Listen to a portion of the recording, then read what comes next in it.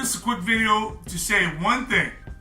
Rap music is garbage. It does nothing for the black community but breed murder and everything else negative.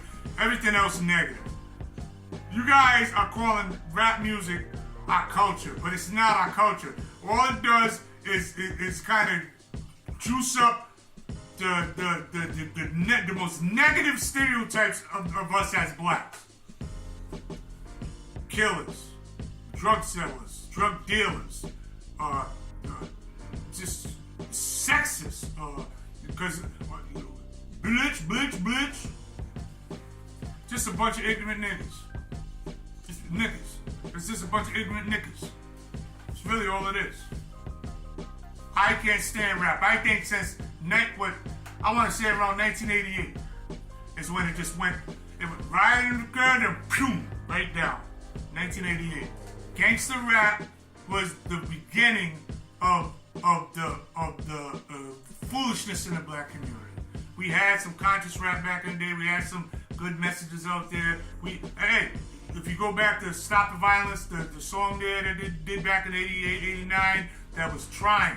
But you know, the powers that be, and powers that be, and I say good and evil. People like to say the white man. I don't believe in that foolishness. It's good and evil. So there's all kinds of, there's all colors of evil. All you know what I mean. All colors are good. So it's not white and black. It's not the white man against the black man and all that foolishness that a lot of us are preaching out there. It ain't got nothing to do with that. It's got to do with good and evil. And we being the tribes of Judah, the tribes of Judah, the true tribes of Judah, us the black, us being the children, the real, because you know the Bible speaks about someone calling themselves, but not we know that scripture. So where we are a target. So how do they get us? The same way they got Eve. They come through our women. Come through our women. Same way Satan got Eve with the apple with it. Same way they came to our women. Now our women don't even respect or like us as black men. That's what it is. Got somebody seeing videos of little girls just talking so reckless and ridiculous. It made me sad in my heart that our little girls are talking like that. No reverence for the black man. No respect for the black man. Nothing. Just like we don't even need. Why we need them for? We're in a new world and we don't even need the man. No man. We did our own stuff. No. The devil that is in control is the one who gave you this so-called liberation that you got. This so-called power that you have. You know what I mean? You got women in church saying, I don't need no man. I got Jesus. That is not how it's supposed to be. God, man, woman, child. You ain't substitute. That's the devil. You substitute the man for Jesus. It's just a bunch of foolishness. But getting back to rap music, there's a soundtrack to every hood drive-by. A soundtrack. Guarantee it. I wasn't always a good boy, but I'm saying when kids are driving around, and they are kids. Well, some of them grown men, but I still call them kids. You're 30-year-old, 40-year-old grown men acting like they're kids. All right, this is kids. Just never grew up. Riding around the car looking for, as they say, ops, or it's a soundtrack. They're playing a rap song. This is the spirit that's in this music. The spirit of murder. Okay? The spirit of murder in the rap songs. Rap is garbage. It does nothing. It will lead our kids our little boys to jail. Alright? And it leads our little girls to whore them in Jezebel's spirit. It leads them right to being whores. That's all it does.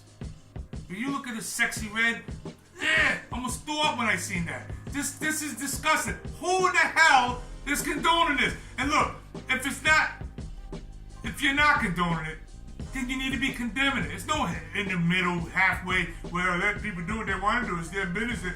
No, then when it's detrimental to the black community, then it has to be spoken on and talked out. It's got to be, we gotta say, get rid of that. We don't want that spirit in our community. We can't just ignore it. Sexy Red needs to be boycotted and get out of here. We don't want that garbage in our kids. Ladies, this girl is in the hospital, evidently pregnant, dancing and twerking.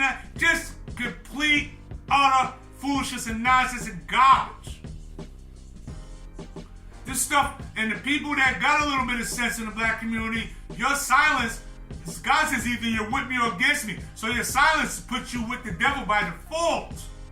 You understand? So when you don't say nothing, because you let live and all that foolishness, then you're with the devil by default. Just like the Bible says, there's only one way, through Christ. So every other way is with the devil by default. I don't give a damn if you're Buddhist, whatever. You're with the devil by default.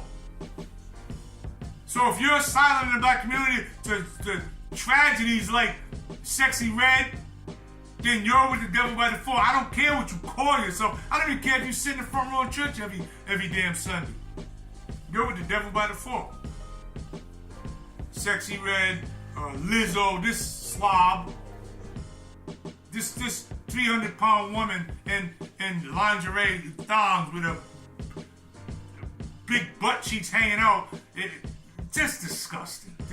Just not a good look. Listen, I'm tired of having the stereotype of knickers. I'm tired of having the stereotype of knickers on me. I'm not ignorant. I'm not dumb. I'm smart. Okay? Niggas are dumb. Okay? I don't kill my fellow black man and woman. Niggas do. I don't rob my fellow black people. Niggas do. So why do I have to be stuck with this stereotype, this negative stereotype, that a small segment of our community, demographic, is responsible for? In other words, we've got a couple of ignorant knickers that ruin it for everybody. You know how they used to say back in the day, one apple could spoil the whole, like one bad apple could spoil the whole bunch. That's what's happening in the black community. It's been happening. And listen, who is taking these ignorant niggas out of the hood and giving them platform? That's a whole nother thing that needs to be addressed anyway. Who's taking these ignorant niggas out of trying to escape the algorithm there, but it is what it is. Who's taking these ignorant niggas out of the hood and giving them millions of dollars and putting them on platforms? Half these niggas can't even speak or read. So they're not signing. They're not doing this by themselves. These are ignorant niggas. So that means it's got to be somebody pushing them. In other words, now you got stuff. Who's pushing this agenda? Who's pushing this to the people? Huh? Who? Tell me who. Alright? Because somebody got to be pushing it. Somebody's got to be helping these ignorant niggas get. Who's giving them distribution deals and who's setting up these press tours and who is doing this? It ain't them. They're ignorant niggas. They don't know nothing. Get up there and dance, nicker. Shake your nasty ass. Rap is nothing good for the black community. I get so tired of hearing you dumb niggas talk about it's our culture. It's not our culture. I get so tired of you people talking about defending foolishness. How can you defend something that's a cancer in your own house? How? How is that possible? How do you defend something that's a cancer in your own house? Rap is a cancer in the black community. Our kids walk down the street like zombies rapping. Like this random kids. Like it's garbage. There's nothing positive in their lyrics. Someone was saying that back in the day, back in like the 88, 89, that when they was trying to push the gangster rap, and when I say they, I call them the evil ones.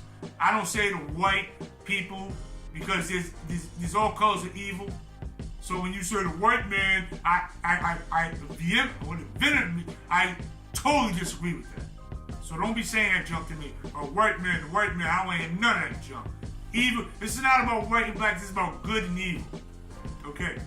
The evil people that have pushed this agenda, that push this junk, they wouldn't, people, the record companies, that they wouldn't even sign artists unless you was having their agenda, that gangsterism, shoot, kill, whore, pimping, all that negative junk. If you wasn't rapping about that, you couldn't even get a record deal after 1988. Okay? So in other words, they know they're not stupid. These are evil people. They know that after, listen, in 1978, I seen a movie called Saturday Night Fever with John Travolta about these white boys in New York where they go out and they disco and dance. And there was a scene in that movie where John Travolta is walking down the street with the leather jacket on and the can of paint. He's walking and they playing the music. And he played the music and I said, wow, man, this is cool. Ma, I want a leather jacket. I'm bugging my mother for a leather jacket. She didn't have money to get it, by the way, but she got me jackets with the team jackets with the leather sleeves. Wasn't leather, it was pleather, but I love that cool. Pittsburgh Steelers, which was my favorite team. I ended up getting that cool. My point is, that movie had this black boy from South Providence wanting to be a white Italian from the Bronx. My whole point is the power of television to a young minds. So don't tell me it's just, I'm not, when artists, singers say, I'm just speaking reality, I didn't tell them to do it. Yeah, you are, that's called an influencer, you phony son of a gun. You know what it is. So when you rap about, I got my op and I was gonna kill him and I snuck him and I killed him over here. When you rap about that foolishness, you are influencing some black kid in the hood somewhere that's listening to it. All right? And now, what they call it in the Bible is evil communications. Evil communications corrupt good manners. So when you're saying, some of these guys even give these kids ideas. Teach them how to put on a ski mask. What that song by Biggie, that fat slob that we worship now? I don't. But our community worships these bums like Tupac and Biggie. Bums! I said bums. People love them. What's this other one for this guy? And I don't want anybody to die. I'm just saying, I'm not worshiping these creeps who spread that poison in our community forever, and now they lift it up like they're some kind of gods. Get the hell out of here with that. Biggie did a rap song of how to sell crack, and he literally in the song was telling people how to do it, step by step, how to cook it, how to everything, step by step. So you don't think some kid in the hood is listening to that and trying to do it. So they emulate this stuff. So that's all rap has been doing since day one is having our little boys call out women bitches and hoes. Got them thinking they could be drug dealers and they don't tell them the other side. Why come rap songs always talk about I'm driving a big car, I got the Bin 500 and I got 5 keys in the trunk and I'm flying down the highway doing 9 and painting these pictures in these kids' minds. Like, look at this exciting life I got. But they don't tell you when you go to jail. I did 2 years of segregation. 18 months in segregation. That the people that know that's come out at 9 in the morning. You have your rec, hour rec. You go back in at 10. You don't come out till the next day at 9. Okay? I did that for 18 months. Let me tell you about being going to the beginning stage of being stir crazy. But they don't tell you about that. They don't tell you about the jackass cops that are just jackasses that bust your balls, aggravate you, beat you up. They don't tell you about none of this stuff. The pain. In other words, they don't tell you about the pain. But they paint this picture, you flying down the highway in a Bin 500 on some dangerous gangster. I'm Bonnie and Clyde, and I got the drugs in the trunk, got the hoe over here, and she's my ride and die. All this foolishness that aggravates me. Because it's foolishness, and there's somebody pushing this junk. some evil entities pushing this junk. And they say that, you know, you got niggas that defend this stuff. I mean, people will get defensive of these fools. Like, look, how in the world are you like Nipsey Hussle Bustle, whatever? His name is Nipsey Hussle.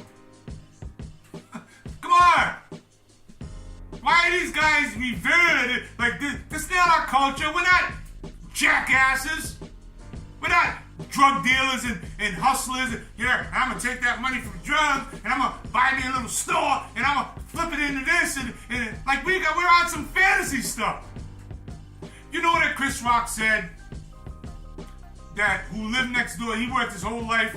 I think I heard this from Chris Rock. Could be another star, but you can interchange any one. But I think it was Chris Rock. He said that he worked hard to become a comedian, and now he got to the pinnacle of his profession, and he went for years, and now he lives in a $10 million mansion, whatever, and he lives in this affluent neighborhood, and affluent neighborhood. You know what I mean? All multi-million-dollar houses. He's arrived. American dream. And you know who he said was his next door neighbor? A dentist. You get it. If you got any kind of brain, you get what I'm saying. In the black community, we only think that it's one or two ways out: entertainment or sports. To get to that, where Chris will get there, but there's many ways. Our community leaders are not telling our kids that they can get there by being a dentist, you know, or a journalist, or whatever. But they say, and they go one step further. Not only do they tell them that you only get there through entertainment and sports, but now they tell them, here's another way. Here's the movie Scarface for you. There's black people in the black community that love Scarface more than Latinos. Now, go figure that one out. We'll follow anything because we have no identity, so we stick to anything, cling to anything we cling to. I got niggas from my hood that I grew up with, rode bikes with, and some fathers rode around, played, made hot rods with, niggas I grew up with. Now, their name is Abu Batabumbaba or whatever, and they're Muslims. And I'm saying, I don't knock them because if it worked for them, it's fine. I'm just saying that, man, we grew up on Public Street. You didn't grow up in Tehran. How do you even know about that? Like, you're from Public Street, dude, like me. Like, Broad Street, you're from my hood. Like, how do you even know about Tehran and all this praying and that scribbly words? How do you even know about all this stuff? We will gravitate towards anything because we don't have nothing for us. We have no identity. I think the last person that tried to give us identity was Marcus Garvey. I've seen the documentary. I've seen tons of documentaries. And I'm telling you right now, the only one that really had it right was Marcus Garvey. Get the kick rock. Tell them Black Boule kick rocks, you sellouts. I'm to all of them. Jesse Jackson, Al Sharp. It's a whole bunch, right? I'll tell you all, kick rocks. You're a bunch of punks. Sellout, coon chicken heads, as far as I'm concerned. Because you ain't doing nothing. And the black church ain't doing nothing either. Black church, you don't hear preachers condemning rap, Sexy Red, Lizzo, no. Actually, I almost lost it. What's that guy that did the Christmas show with the girls on church, by the way, at church. He did some show and the girls at the twerk said, my buddy, I got a hottie, and pointed their butt and all, like just some really wicked foolishness in the church. And instead of coming and saying, I made a dreadful mistake, him and his congregation came defending that foolishness, saying we want to do something cutting edge, we want something different. They didn't come and condemn it, they came and defended it. How do you defend foolishness like that? And this is the state we're at. This is the state we are at in the black community. Black people, and we're behind the eight ball because blaming white and this and that, white supremacy. I'm sick of hearing that. I'm so sick of hearing racism junk. It's just victims. It just makes us victims. You know, we was married at like middle 80s percent clip. You know, prior to like 1970. And I think that number's like 18 to 22, somewhere around there now. So that means we went through Jim Crow, hangings, lynchings, segregate, everything, and we stayed together through all of this stuff. And we can't even stay together when we got more freedom now than we've ever had in the history of humankind. And we are more victims. We are more crybabies. We are more weak. Our men are weak. Why? Sometimes they talk about the Section 8, you know, when they implemented that back in 1970. Actually, right around the time that Roe versus Wade and all that, it all at the same time. Boom, Roe versus Wade, and then the Section 8 stuff saying they're going to help, whatever. And then, but there was a stipulation in that said that the black man can't be in the house. Now, why is that in there? Why was that put in there? I'll tell you why. Because it was planned. They knew 50 years from now, from the time they did that, they knew 50 years from then, our little black boys are going to be assassinating each other. Our little girls are going to be being filthy and ugly like Sexy Red. They knew that. They said they know if you took the man out of the house in 40, 50 years, 2 generations or 1 generation, whatever, then that's going to be the result of it. Oh, and let's add on, let's put the rap in there too. We're going to just attack it from all angles.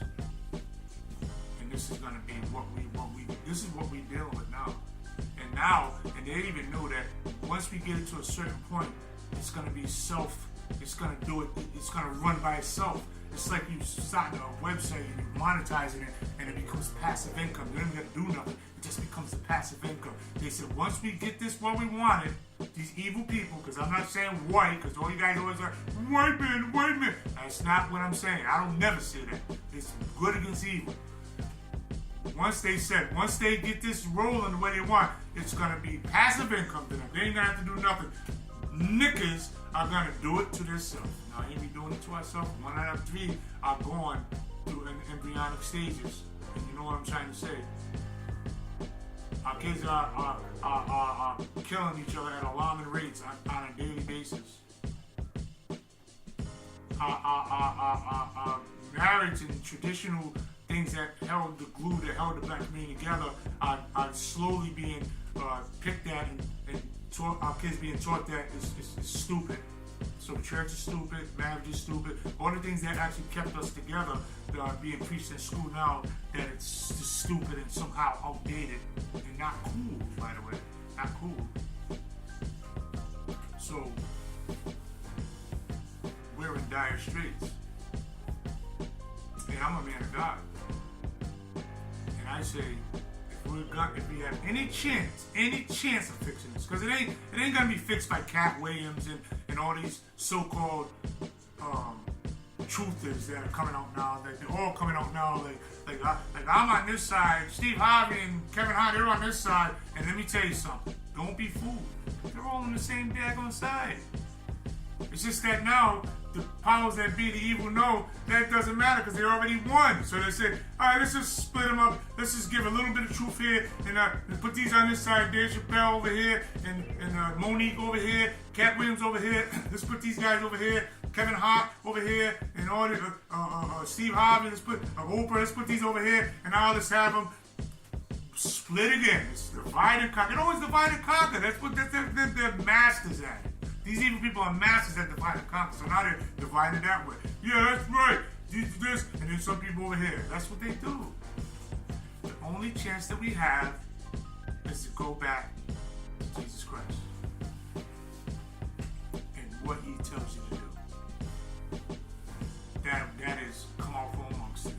Get world. All that living your best life now, throw it in the trash. It ain't about living your best life now. Right now, it's about fighting. It's about a fight. We need to be ready to fight, not look for favor and blessings and give me a new house, God, and Santa Claus and all that junk. It's time to fight.